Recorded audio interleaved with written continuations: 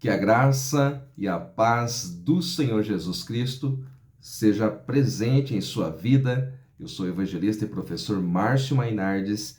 Aqui estou para mais uma pré-aula da EBD. Neste terceiro trimestre, estamos estudando as lições bíblicas da CPAD de jovens, com a seguinte temática: sejam firmes, ensino sadio e caráter santo nas cartas pastorais. Hoje nós estudaremos a lição de número 2, é apenas uma pré-aula, porque a aula acontece no domingo na sua classe. A lição de número 2 traz o título O Problema dos Falsos Mestres. O texto principal está na primeira epístola de Paulo a Timóteo, capítulo 1, e o versículo de número 3, que diz: Como te roguei, quando parti para a Macedônia, que ficasses em Éfeso, para advertires a alguns que não ensinem outra doutrina. O resumo da lição diz que nossas doutrinas estão fundamentadas na Bíblia Sagrada, nossa única regra infalível de fé e prática. A nossa lição, ela tem 3 objetivos. O primeiro é saber por que é preciso cuidar da doutrina. O segundo é explicar qual era a missão de Timóteo. E o terceiro e último, apresentar a necessidade de se considerar o ensino bíblico. A leitura bíblica em classe, o texto que será trabalhado na sua aula, está na primeira epístola a Timóteo, capítulo 1, versículos 8 ao 11. Lembrando que a lição está dividida em tópicos. O primeiro tópico é cuidando da doutrina e o segundo tópico é a missão de Timóteo. Então, na primeira pré-aula, nós apresentamos quem era Timóteo, como que Paulo encontrou este jovem Timóteo, que se tornou seu cooperador por vários anos, até que Paulo deixasse-o como responsável, como pastor na igreja de Éfeso. Muito bem, a nossa lição de hoje, ela fala de falsos mestres. A palavra que pode ser traduzida como falsos mestres é pseudo-didascalos. Se didascalia fala de ensino, fala de instrução, de doutrina, quando você tem pseudo-didascalos, se refere a falsos mestres, a falsos ensinadores. O assunto principal de hoje aqui é doutrina. Então, o primeiro tópico, ele fala cuidando da doutrina. É importante que você saiba que no Novo Testamento grego, as palavras que são traduzidas como doutrina ou ensino são didache e didascalia, que são traduzidas como ensino, falam daquilo que é ensinado, falam do ato de ensinar em si, fala também de instrução. E por que é muito importante a gente falar de doutrina para os jovens? Porque hoje os movimentos cristãos de hoje estão fugindo muito da doutrina, estão ensinando ajuda, autoajuda, estão trazendo coisas para a vida material e muito pouco de doutrina.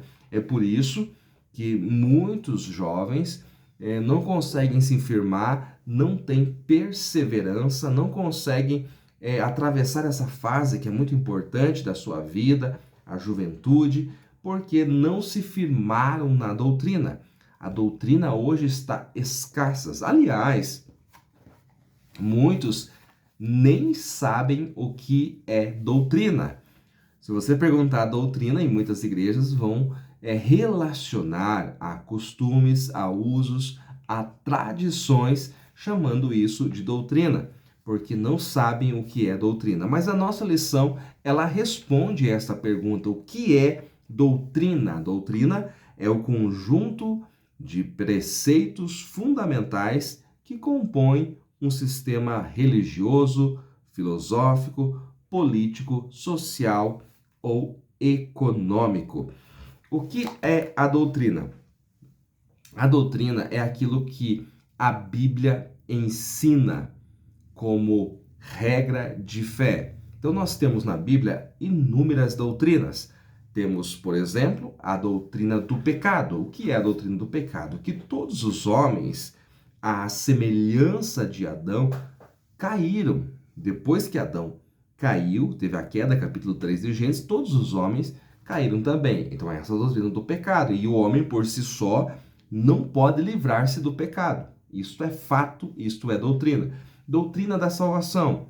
Como resumimos a doutrina da salvação? Ora, o homem é salvo pela graça mediante a fé. Ah, mas e as obras? Não, o homem é salvo pela graça mediante a fé. Isto é soteriologia, a doutrina da salvação. Enfim, a Bíblia tem muitas doutrinas que estão ali no campo da teologia sistemática, a doutrina escatológica, que é dos últimos acontecimentos, da vinda de Cristo, né? Então, muitas doutrinas há na Bíblia, e se o cristão, ainda mais os jovens, não estiverem firmados na doutrina bíblica, dificilmente resistirão. Detalhe interessante que nós vemos aqui na nossa lição é que a doutrina cristã, ela é baseada na exegese bíblica. Professor, o que é uma exegese? É extrair a essência, a raiz do texto. Então, nós interpretamos a Bíblia de forma exegética, aquilo que o texto realmente diz, aquilo que o texto quis dizer para os leitores originais e como aplicar nesse tempo. Então, nós fazemos uma interpretação histórica e gramatical. Interpretamos a Bíblia de forma literal, sempre que é possível. Só alegorizamos aquilo que a Bíblia alegoriza. Só colocamos de forma simbólica aquilo que a Bíblia coloca de forma simbólica. Mas sempre que o texto permite a interpretação literal, nós fazemos desta forma. Então, a primeira regra é que a Bíblia é a infalível, inerrante palavra de Deus. A Bíblia é a infalível e inerrante palavra de Deus. Nós valorizamos também a experiência, conforme está colocado aqui no tópico, no primeiro tópico. Nós pentecostais valorizamos a experiência espiritual. Primeiro tópico, segundo subtópico. Todavia, nós não colocamos a experiência acima da palavra de Deus. Pelo contrário, nós valorizamos a experiência, mas a submetemos às Escrituras. Quando Paulo fala aqui, no nosso texto principal, como te roguei, está falando para Timóteo, quando parti para a Macedônia, que ficasses em Éfeso, para advertires a alguns que não ensinem outra doutrina, porque só tem uma doutrina, a doutrina de Cristo, a doutrina do Evangelho, é isso que Paulo está querendo dizer. Mas o que é outra doutrina? Ali no texto, quando nós vamos para os originais, nós temos ali o termo héteros, que significa estranha, significa falsificado, diferente. Então, outra doutrina nada mais é do que uma doutrina estranha, do que uma doutrina falsificada. Aí, no segundo tópico, temos aqui a missão de Timóteo. Timóteo, que aqui o nosso autor chama de um delegado apostólico, eu digo que ele é um guardião da doutrina. Então, Paulo deixa Timóteo como um guardião da doutrina. E ele tinha autoridade por quê? Porque o seu pai espiritual, Paulo, tinha dado essa autoridade para que ele liderasse a igreja e chamando-o de meu filho, meu verdadeiro filho na fé. Era dessa forma que Paulo tratava Timóteo. Então, Timóteo, como guardião da doutrina, ele tinha autoridade delegada pelo seu pai espiritual, que era Paulo. Quando Paulo escreve a carta, ele não escreve a carta só para Timóteo ler. Pelo contrário, a carta deveria ser lida também na igreja de Éfeso. Então você tem que ter essa visão, essa interpretação.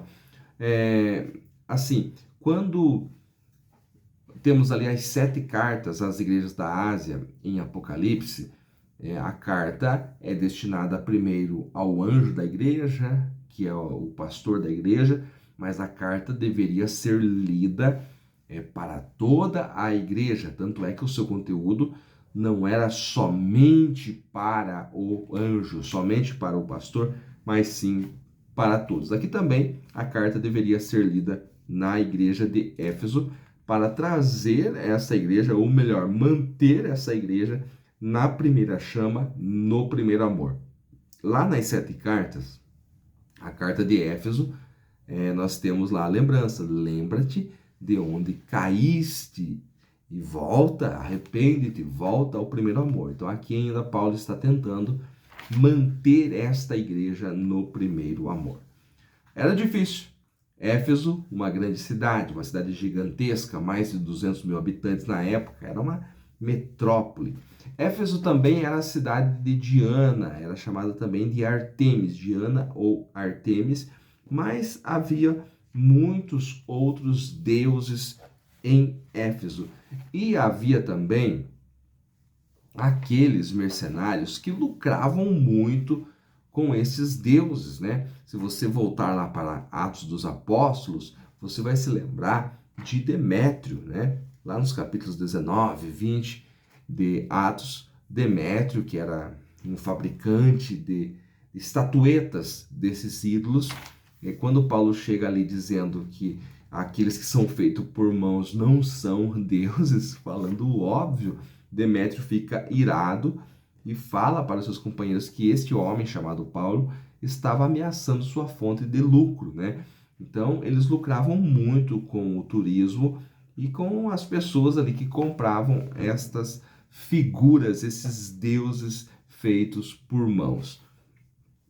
Então, essas pessoas saíram desse meio e vieram para a igreja. Por isso que é necessário haver um cuidado com a doutrina. Paulo já avisara lá em Atos 20, quando ele chama em Mileto, ele chama os presbíteros, ele fala que lobos cruéis entrariam no rebanho. E realmente os lobos cruéis entraram no rebanho e falsos mestres, essa parte que é pior, falsos mestres surgiram entre os próprios presbíteros.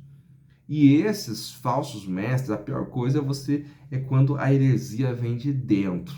Porque quando é de fora, você se arma. Quando é de dentro, já está ali. Então, é mais complicado. Então, esses falsos mestres surgiram entre os próprios presbíteros que trouxeram fábulas, trouxeram mitos, trouxeram genealogias judaicas intermináveis, trouxeram inclinação gnóstica. Então, esses falsos mestres trouxeram todos... O gnosticismo ainda estava no começo, que era aquilo que era falsamente chamada ciência, né? Mas ainda não era o gnosticismo em si, mas era uma prévia daquilo que seria o gnosticismo mais à frente. Assim como Timóteo, nós, obreiros, jovens de hoje, nós somos exortados a guardar a fé, a conservá-la e também a manter a boa consciência. Isto só pode acontecer mediante o estudo sistemático da palavra de Deus. É isso que nós estamos fazendo aqui, é isso que nós estamos fazendo em todas as classes do Brasil. Quando estudamos esse tema, sejam firmes, como poderemos ser firmes? Se nós estivermos arraigados na doutrina.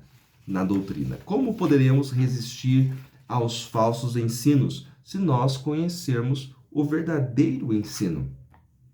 Quem não conhece o verdadeiro não pode repelir aquilo que é falso. Então é por isso que é importante conhecer o verdadeiro ensino. E todas as doutrinas que nós pregamos, elas estão fundamentadas, estão alicerçadas na Bíblia Sagrada. E por quê? Porque no cremos oficial da nossa igreja nós temos que nós cremos na Bíblia Sagrada como única regra infalível de fé e prática.